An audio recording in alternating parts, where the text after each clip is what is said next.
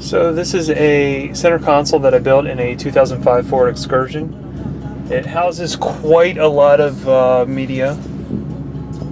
So basically what we got is up top underneath the Alpine radio, we have a CB radio that's molded in. We have a spot for an iPad. We wanted to make it future-proof, that's why it's, you know, a generic size. The customer wanted a generic size so he could maybe store a phone off to the side, or if, you know, iPads get bigger, to have that flexibility instead of it being made to something specific, which is more or less the opposite for this panel here, which is a dock connector for 2 iPhone Mophie cases. So you can just dock your Mophie phone in there and it'll start charging it and it'll hold it upright. And this was all made from scratch here.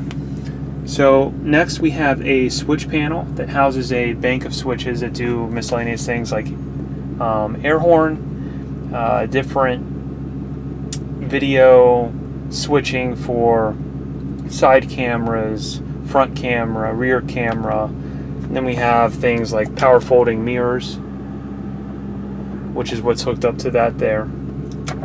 So all of these have a purpose that maybe one of the factory switches had. And we have things like a bass knob, and we have USB. And that takes us to here where we have 2 cup holders installed. Obviously every center console needs a cup holder. And then we have a spot here for storage. So we have a factory center console lid that's molded onto my piece here. We have some storage in there like every center console should have.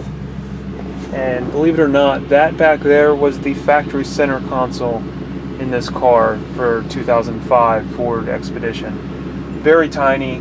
Don't know why. This truck is massive. The seats are massive.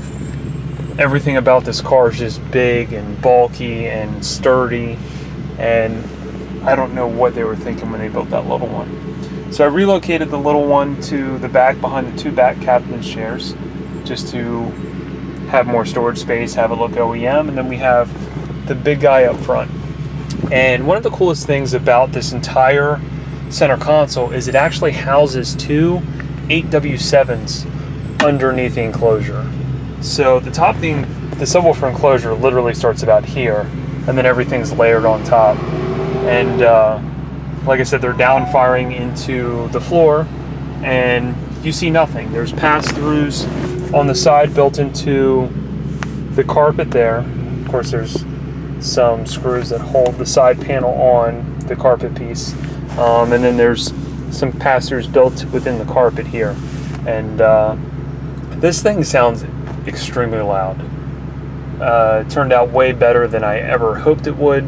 The biggest fear, which never came true, was that it does not transfer basically resonation and rattles into the front of the dash. That's what I was most worried about, given that this meets up with the factory lines here and over here perfectly. So I didn't really want it to transfer a lot of vibration into the dash, which luckily it didn't, so I didn't have to troubleshoot anything like that to get rid of random rattles. And then if I take it to the back,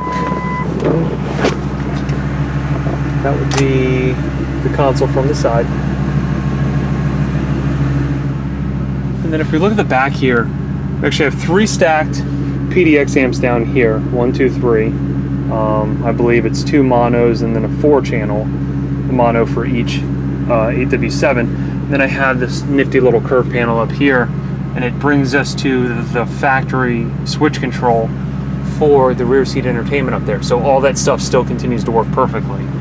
And then I have things like charging stations, so people in the back can charge their USB devices. And that's pretty much the console there. Again, massive center console.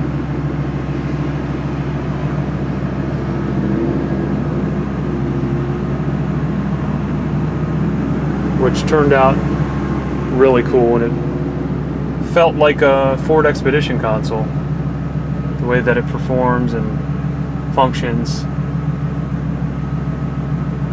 try to keep a lot of OEM aspect to the console here, keeping this black trim, keeping it go all the way down into the console, which kind of really makes it feel at home.